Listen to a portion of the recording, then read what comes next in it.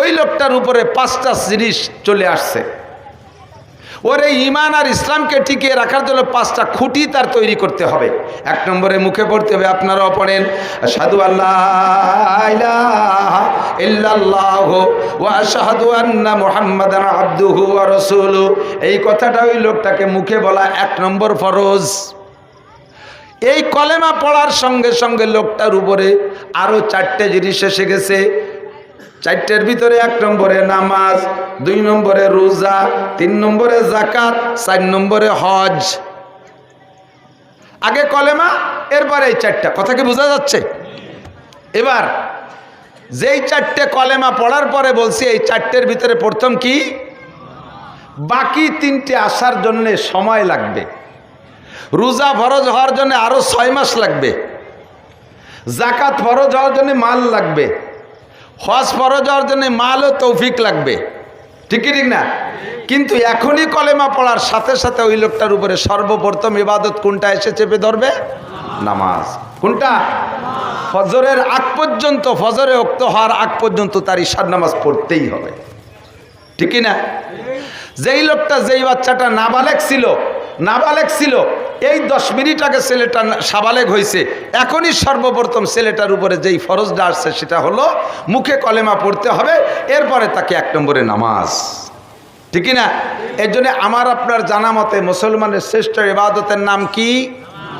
এজন্য আল্লাহ তাআলা তা আলোচনা করছেন কোরআন শরীফের ভিতরে 82 বার। একবার বললেই তো যথেষ্ট ছিল, কিন্তু কতবার? এর চাইতে গুরুত্বপূর্ণ আরো যদি কিছু থাকে সেটাও আমি বুঝবো কোরআনে কারিমের আলোচনার মাধ্যমে। কোরআন শরীফের ভিতরে, কোরআন শরীফের ভিতরে এর চেয়েও বেশি আলোচিত হয়েছে আরেকটা জিনিস। এর চেয়ে বেশি আলোচিত হয়েছে আরেকটা জিনিস। সেইটা কি জানেন? সেটা হলো জিহাদ। বলেন কি? জিহাদ। একটু বলেন। আমলিগির লোকের উপরে জিহাদ ফরজ না নফল? কথা কয় না? বিএনপি এলাকার উপরে, জাতীয় পার্টি, কলেমা পড়া মুসলমান যারা আছে সকলের উপরে জিহাদ ফরজ। জিহাদ কখনো জিহাদ ফরজে কিফায়া, জানাজার নামাজের মতো 50-60 জন যুদ্ধ করে আসলি পরা বাকিরা জিম্মাদারি খালাস। আবার কখনো কখনো জিহাদ ফরজে আইন, যে সময় ঘুমসান লেগে গেছে সে সময় নারী আর পুরুষ সাবালেক যারা আছে বসে থাকার কোনো অধিকার নাই। লাঠি সুটা দাও কাছে খুন্তা কুরেল যার কাছে যা আছে ফেনা বটি নিয়ে নেবি পড়তে হবে, ফরজে আইন। এইটার আলোচনা কোরআন শরীফের ভিতরে হয়েছে কতবার জানেন? 682 বার। তা নামাজ সর্বশ্রেষ্ঠ ইবাদত বলে ওটার আলোচনা পাইছি 82 বার। এর চাইতে আরো 600 বার বেশি আলোচনা হয়েছে কোরআন শরীফের ভিতরে জিহাদের আলোচনা। তাহলে বোঝা যায় নামাজের চাইতে জিহাদ গুরুত্বপূর্ণ। আমি একটু প্রমাণ করে বুঝাই দিয়ে আবার আলোচনার দিক চলে যাব। এ জায়গা আমার আলোচনা না, এদিকে আসেন। রোজায় অনেক কষ্ট হয়। রোজা রাখলে কষ্ট হয় না আপনাদের? বৈশাখ জ্যৈষ্ঠ মাসে রোজা তো রাখছেন মুরব্বীরা, কষ্ট হয় না? তো রোজায় প্রচুর কষ্ট হয়ে গেছে বিদায় আপনি কি আল্লাহরে বলতে পারবেন, আল্লাহ রোজায় কষ্ট হয়ে গেছে, আমি আজকে ঈশান নামাজ পড়ব না?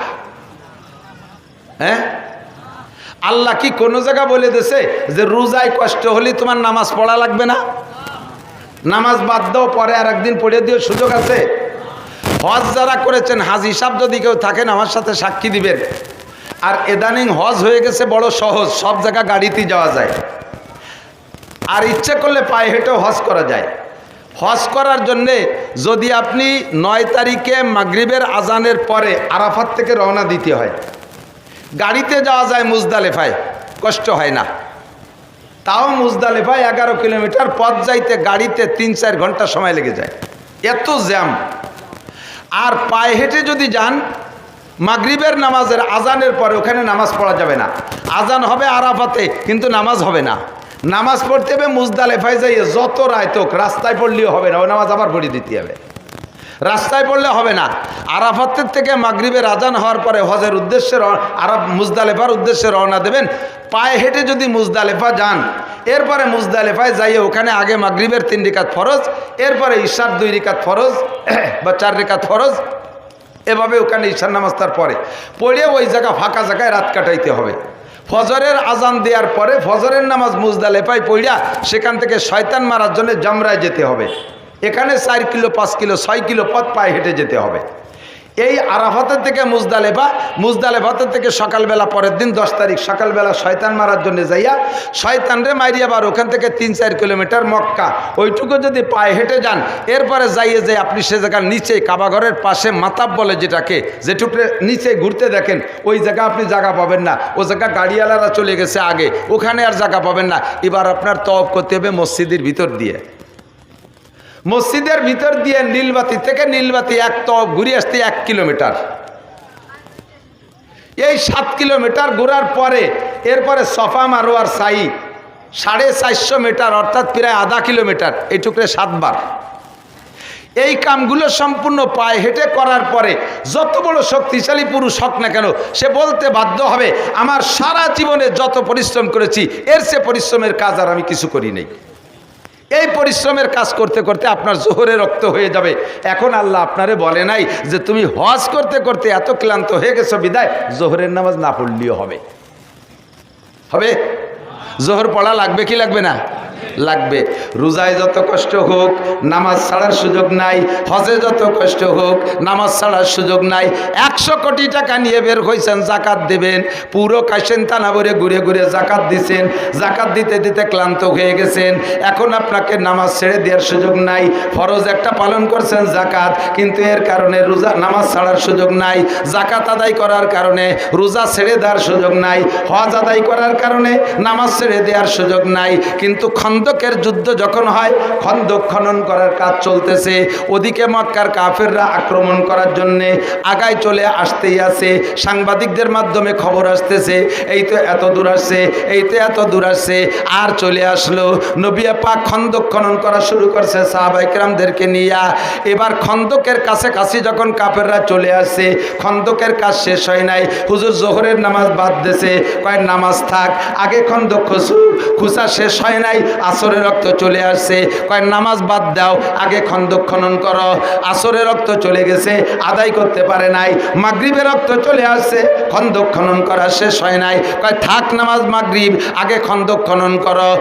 মাগরিবের নামাজও পড়েন নাই, চলে আসছে ঈশা রক্ত, কয় থাক ঈশা বাদ দাও, কাফেররা চলে আসছে, আগে খন্দক খনন করো। জোহর আসর মাগরিব ঈশা 4 রক্ত নামাজকে নবী কাজা কইরা নামাজ পড়েন নাই, হুজুর খন্দক খনন করেছেন জিহাদের জন্য। এজন্য জিহাদের হুকুম যে আল্লাহ 682 বার বলেছে, প্রমাণ করে এটা জায়গা বিশেষ নামাজের চাইতে বেশি গুরুত্ব বহন করে। কথা বলেন ঠিক কি ঠিক না? আর মুসলমান নামাজ পড়তে রাজি, রোজা রাখতে রাজি, হজ করতে রাজি, উমরা করতে রাজি, টাকা হইলে যাকাত দিতে রাজি, দাড়ি রাখতে রাজি, সমস্ত বিধান পালন করতে রাজি। কিন্তু এক শ্রেণীর মুসলমানের কাছে যখন জিহাদের আলোচনা করব, তখন তারা বলে এগুলো জঙ্গি হুজুর, এগুলো লাদেন বাহিনী, এগুলো অমুক দলের হুজুর, ইত্যাদি ইত্যাদি বলে গালি দেয়। যেই লোকটা এ সমস্ত উক্তি করে ওই লোকটার ঈমান নষ্ট হয়ে গেছে। কোরআনে কারিমের 682টা আয়াতকে আপনি অস্বীকার করেছেন। একটা আয়াতকে অস্বীকার করলে আল্লাহ নবী বলেন মা আমানা বিল কুরআনে মানিস্তাহাল্লা মাহারিমাহু। কোরআনের একটা আয়াতকে যদি কেউ অস্বীকার করে, বাকি 6665টা আয়াতকে বিশ্বাস করে, মাত্র একটা আয়াতকে অস্বীকার করে, ওই লোকটা কাফের, ওই লোকটা বিনা হিসাবে জাহান্নামী। কাজেই দোস্ত, জিহাদের হুকুমকে আমি ফরজ হিসেবে বিশ্বাস করি। আমার সামনে যদি ইসলামী জিহাদ আসে, আমি করতে জন্য প্রস্তুত আছি। কারা কারা জিহাদের জন্য প্রস্তুত আছেন? তো যখনই ডাক আসবে রেডি, ডাক আসলে রেডি। আল্লাহ তাআলা আমাদের তৌফিক দান করে, বলেন আমিন। হুজুর বলেন জিহাদের সাথে তুমি শহীদি মরণের তামান্না রাখবা, শহীদি মরণের তামান্না রাখবা। তাতে যদি তুমি স্বাভাবিকভাবেও মরো, তাহলে কিয়ামতে আল্লাহ তাআলা তোমাকে শহীদি দরজায় বিনা হিসাবে জান্নাতি করে দেবে। বলতে যে কথা চলে আসছি অনেক দূরে, মূল কথা হলো এমন করে জরুরি বিষয়ের ভিতরে একটা কথাকে আল্লাহ তাআলা বারবার বলেছেন 332 বার। শব্দটা কোরআনের মধ্যে 332 বার আছে। সেই শব্দটা হলো কুল। শব্দটা কি? কোরআন শরীফে কুল শব্দ দেখছেন না? যারা পড়তে পারেন তারা বলেন। একেবারে ওই শেষ পাশে শুরুরই শেষ সূরার নাম কি? সূরা নাস। ওর শুরুতে কি?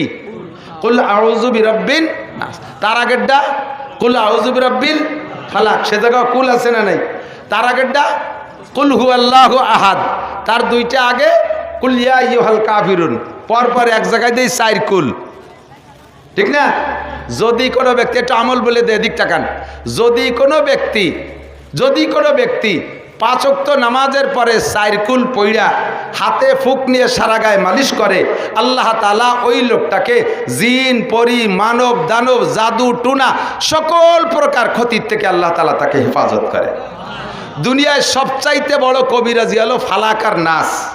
নবী আলাইহিস সালাতু ওয়াস সালামকে লবিদ ইবনে আসাম জাদু করছে, খেজুরের খুসার ভিতরে জাদু কইরা সুতোতে 11টা গিরে দিয়া ওর ভিতরে মন্তর পড়ে গিরে দিয়ে খেজুরের খেজুরের সিল্কের ভিতরে পেঁচাইয়া এরপরে একটা ইন্দারা কূপের নিচেই নিয়ে ডুবোই যাইয়া একটা পাথর পর রেখে আর একটা পাথর চাপা দিয়ে রেখে আসছে।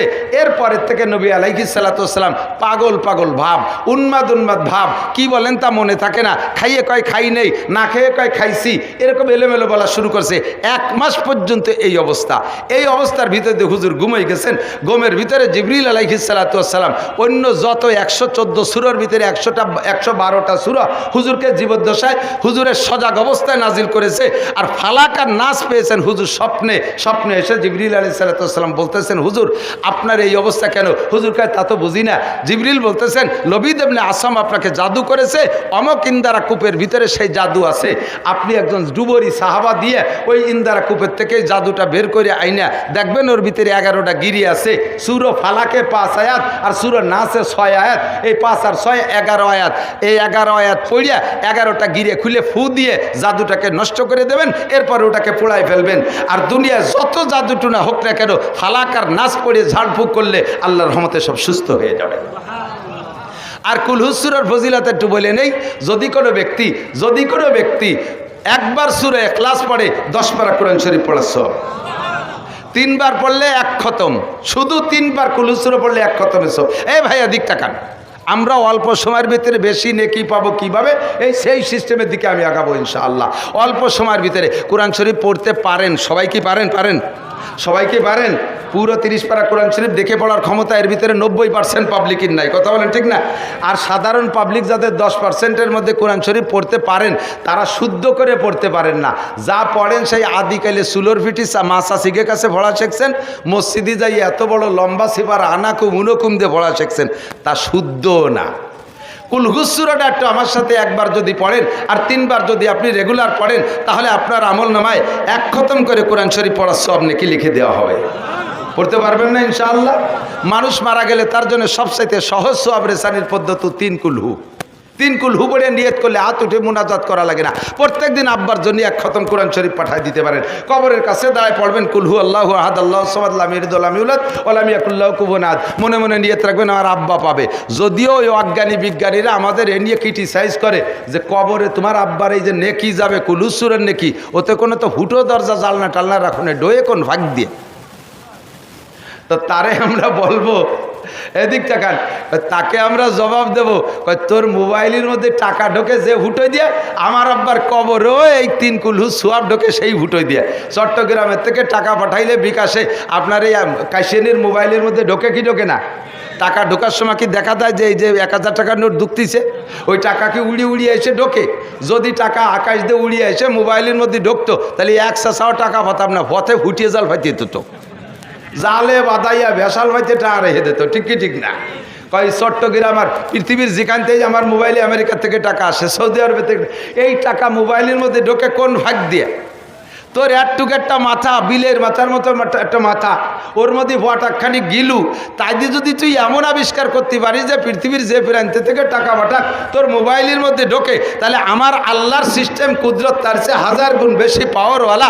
আমার বাপের আমল নামে আমি পৃথিবীর যে জায়গা বসে কুলহু সূরা পড়বো, ওই জায়গা কবরের মধ্যে ঢুকতে কোনো জানলা কাটা লাগে না, কোনো ফুটো দরজা লাগে না, আল্লাহ তাআলা পৌঁছে দিতে পারে কি পারে না? 3 কুলহু বললে অনায়াসে পৌঁছে যাবে, সর্বশ্রেষ্ঠ ইসালে সওয়াবের পদ্ধতি। তো এমন করে কুল কোরআন শরীফের ভিতরে আছে 332 বার। কয়বার? এ ভাই এদিক, কয়বার? 332 বার। কুল শব্দের অর্থ হলো বলো। কুল মানে কপলাম পেশ, কুল মানে বলো, আর কাপলাম পেশ কুল মানে খাও। কপলাম পেশ কুল মানে বলো, কাপলাম পেশ কুল মানে খাও। বাংলা আপনারা এই আরবিতে উচ্চারণ পার্থক্য করে করতে পারেন না বিদায় অনেকের নামাজ নষ্ট হয়ে যাচ্ছে। একটু পরে বলি। তো এই কুল মানে বলো, বলতে বলে আল্লাহ পাক রব্বুল আলামিন বলতেছেন, নবীকে বলতেছেন তাদের কাছে জিজ্ঞাসা করো, কুল হাল ইয়াস্তাবিল্লাযীনা ইয়ালামুনা ওয়াল্লাযীনা লা ইয়ালামুন। হে নবী, উম্মতের কাছে জিজ্ঞাসা করো, জাননেওয়ালা মানুষ আর না জাননেওয়ালা মানুষ, শিক্ষিত মানুষ আর মূর্খ মানুষ কোনোদিন কি সমান হইতে পারে? আপনার